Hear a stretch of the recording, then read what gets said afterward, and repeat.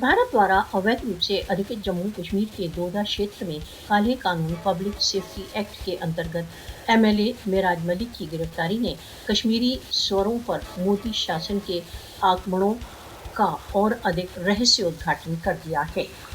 जनता की चिंताओं के संदर्भ में आवाज उठाने के लिए एक निर्वाचित प्रतिनिधि का कारावास फासिस्टवाद को प्रजातंत्र का रूप देने का प्रयत्न है। दोदा की जनता सड़कों पर है, उनका क्रोध तथा न्याय की मांग घंटों में सशक्त हो रही है। भारत द्वारा अवैध रूप से अधिकृत जम्मू कश्मीर के दोदा में कड़े प्रतिबंध, पाठशालाएं बंद, इंटरनेट स्थगित तथा महिलाओं सहित 80 से अधिक मंगलवार से अब तक गिरफ्तार। हुर्रियत नेताओं सहित सहस्त्रों कश्मीरी काले कानूनों के अंतर्गत जेल में हैं, परंतु स्वतंत्रता के लिए उनकी भावना अडिग है।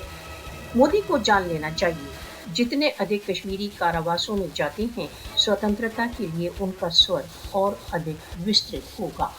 प्रत्येक नजरबंदी केवल भारत द्वारा अवैध रूप से अधिकृत जम्मू कश्मीर में न्याय तथा स्वतंत्रता के आह्वान को सशक्त करती है। एमएलए मेराज मलिक ने अपनी जनता के लिए स्वर उठाया।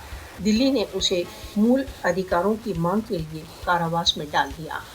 एमएलए मेराज मलिक की गिरफ्तारी के पश्चात व्यापक प्रतिवाद प्रदर्शित करते हैं कि कश्मीरी भारतीय दमन का बहिष्कार करते हैं तथा न्याय की मांग करते हैं। मोदी शासन के दमनकारी कानून नेताओं को जेल कर सकते हैं, कश्मीरियों की स्वतंत्रता की आकांक्षाओं को नहीं।